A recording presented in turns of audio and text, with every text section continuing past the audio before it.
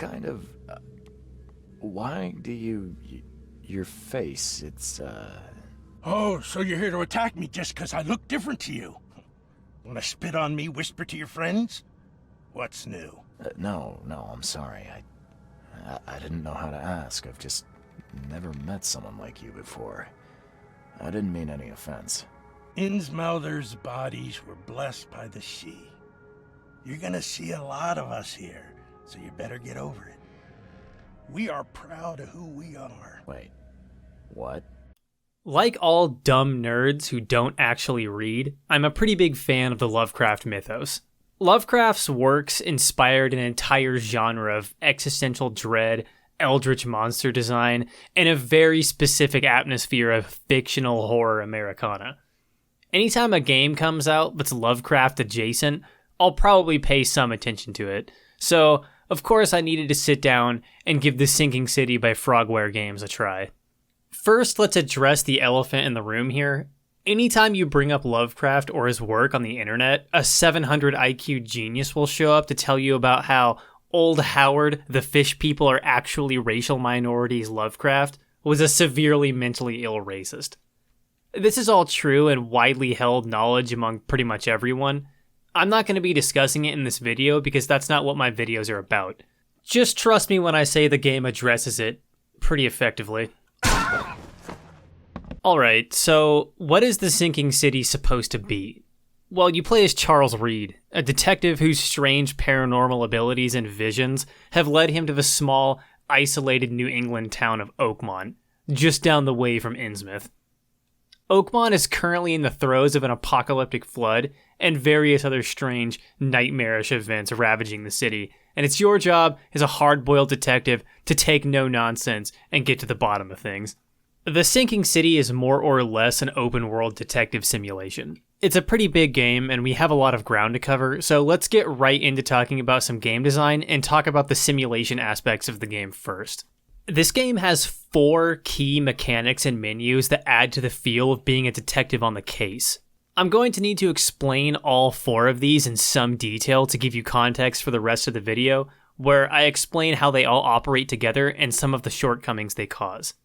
That being said, these 4 things are the game's map, the investigation mechanics, the research system, and the Mind Palace menu. The map in The Sinking City is very interesting in that you as the player need to mark most of the stuff on the map yourself. Major points of interest like City Hall or the hospital are already marked, much like they would be on a real map. But if you're conducting an investigation and find an address, you need to actually open your map, examine it, and find out where that address physically is in the game yourself. You aren't going to get any big quest markers or obnoxious UI telling you exactly where to go at all times. You'll need to actually read a little bit and pay attention to the evidence you find. This is spectacular game design, and I think this idea alone is probably my favorite thing about The Sinking City. Next up, we've got the actual investigation mechanics.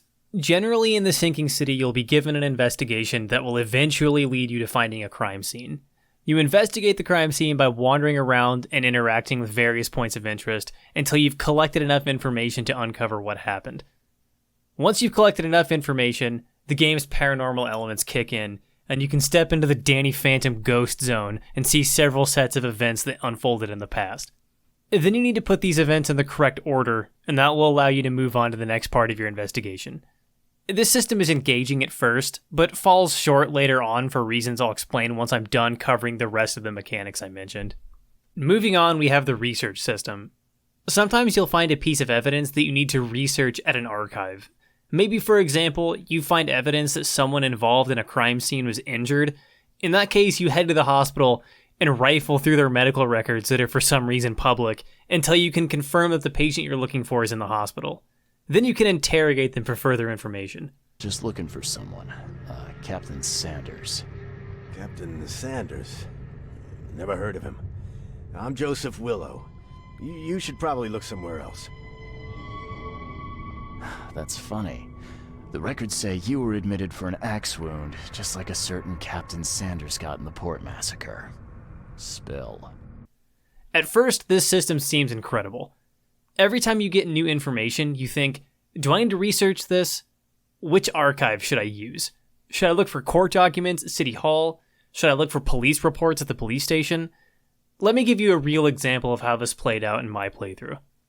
I found this piece of evidence that mentioned some books on witchcraft, so I headed to the library to see if their archive had anything about witch books. And immediately I find a girl with her mouth sewn shut, and I know I'm definitely on the right track for finding out more about witch shit. Of course, I take a look at the library archive and immediately find what I'm looking for. This kind of thing is great for a video game. It makes the players feel like they are actually genius detectives using their big brains to solve the case. Unfortunately, though, this system isn't as organic as it initially appears. And once you notice that any piece of evidence that needs to be researched has this little icon on it, a lot of the mystery is lost. There are several of these little icons that instruct you what to do next, and what starts out as feeling like a genuine investigation that you are actually conducting yourself ends up feeling like a metagame where you're just checking which thing has which icon and then acting accordingly. With a map system that is so adverse to giving the player too much information, I'm confused on why the research system would have essentially done a 180 on this design philosophy. Now we just have one more thing to talk about out of the 4 I mentioned earlier, and then I promise I'll tie all this together into something that isn't a rambling list of garbage. And that last thing is the Mind Palace. The Mind Palace is essentially just a menu. It keeps track of all the conclusions you've made on your current investigation. Some investigations have multiple conclusions that unlock, and you can choose which one you want to come to. I think some of these influence some dialogue options, but I'm not really sure because I would need to play through this game twice to figure that out, and that isn't going to happen, which should be a pretty big red flag for people wondering where I'm going to ultimately land on this game. The main problem with the Mind Palace is that it's basically just a matching game. You match one piece of evidence to another and see if it fits, and if it doesn't, you can just try again. Forever, until you get the right ones. And when you reach a conclusion that has more than one option, you can swap them whenever you want. There's never a time where you can miss or gain an opportunity by matching the wrong evidence, and there is never a time where you actually needed to commit to a decision. This, combined with the fact that the Mind Palace is only available for investigations that are part of the main story, make me wonder why it was even included in the first place. Especially since there is already another menu that tracks your evidence. It seems like this was half of an idea. If the Mind Palace wouldn't have been so afraid to lock you into your choices, it probably would have been a lot more effective. I never really felt like my actions had consequences while playing the Sinking City, and it really just made the game and the game world feel pretty one-dimensional. So, now that you've got a general idea of how this game's simulation aspects work, I can start talking about some big picture stuff. All 4 of the things that I just covered, the research, the investigations, the map, and the Mind Palace, form what huge turbo geeks like myself refer to as a core gameplay loop. You talk to someone, you get an address, you mark it on your map, you investigate a crime scene, you research some evidence, you get an address, you mark it on your map, you investigate the crime scene, you match up some Mind Palace nodes, you get an address, and so on and so forth. There isn't anything inherently wrong with this gameplay loop, but it has 2 issues. The first one is, typically you want to keep your gameplay loops somewhat hidden from the eyes of the player, because once they realize they are just doing the same thing over and over, they'll lose interest in the game. The second one is, typically you want to have a few other intersecting gameplay loops to help keep players distracted from whatever the core loop is. Let's look at some examples to prove I'm not a dumbass. Let's look at Super Mario 64. Mario 64 has one central loop. Enter level, do thing, get star, exit level, repeat. The trick here is that the many colorful levels and the variety of thing you need to do to get the stars helps mask the fact that you're doing the same thing over and over. Minecraft, on the other hand, is a good example of a game with multiple gameplay loops. You mine for resources, you smelt all your resources, you use the experience and the resources you gained to upgrade your items, repeat. But wait, I want to use this cobblestone to build a cool castle. I also need to kill skeletons for more bone meal to grow my crops. Wait, I forgot to breed my pigs, and now I'm low on meat. Wait, I really need to explore the nether so I can make potions. I'll do that after I finish leveling up my villagers. See, Minecraft conceals its gameplay loops by being a tangled rat king of nonsense that the player is consistently getting distracted by. And out of these 2 options, the Sinking City decides to do neither. All there is to do is investigate. Sure, every once in a while there will be a clunky combat sequence, but that's about it. On top of this, the Sinking City is very aggressive at recycling assets. Asset reuse is something that I would expect from any game. I would even go so far as to say that if you're a developer and you aren't reusing assets, you're an idiot. You need to do this from time to time to increase your efficiency as a developer and actually get titles to launch. But the Sinking City takes it way too far. So not only are you doing the same things, but you're looking at the same things. The inside of so many buildings is the same. So many NPCs look the same. Everything is so similar. Is this supposed to be a Lovecraftian existential crisis in the form of game design? I don't know. But between that and the absurdly transparent core loop, the simulation aspects of the Sinking City start off very promising, but the longer you play, the more diminishing returns you see on quality. The next thing we need to talk about is the game's other half, the open world.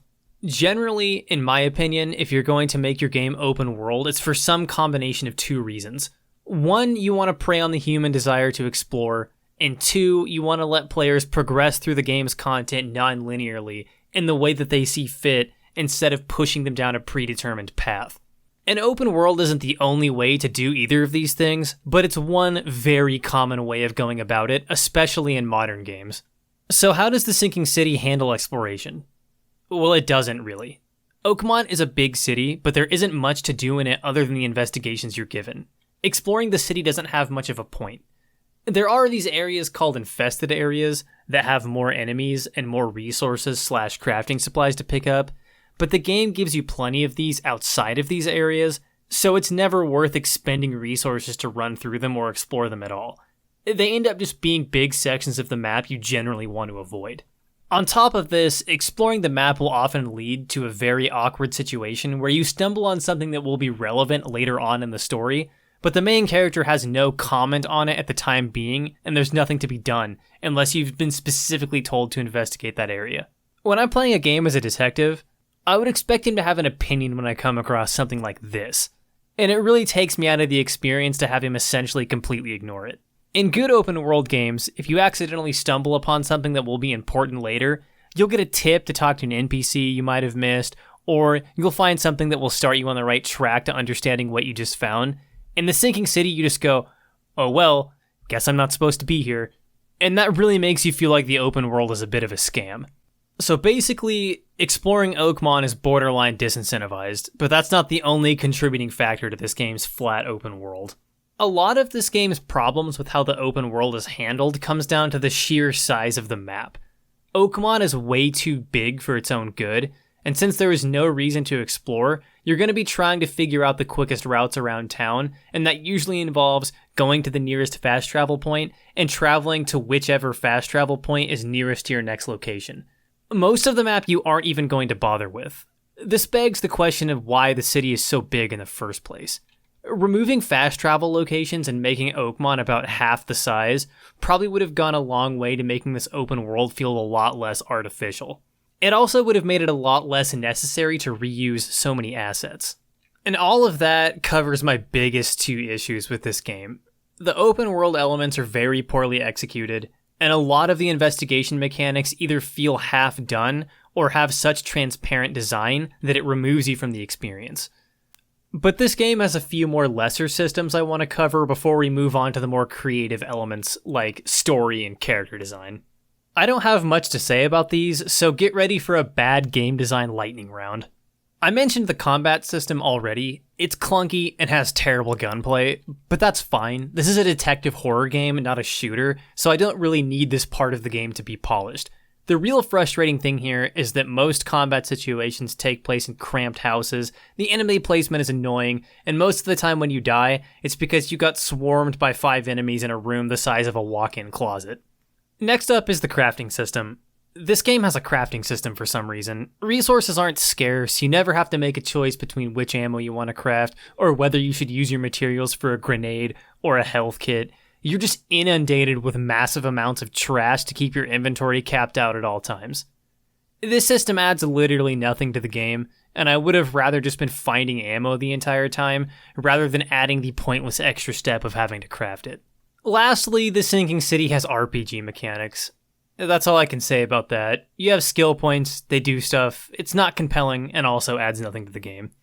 It really feels like this game was trying to mark off a bunch of boxes on the what a AAA game needs to have checklist, rather than really putting thought into adding design elements that actually strengthened the game. So the game design isn't that great, but what about the other stuff like story and art direction and voice acting and so on?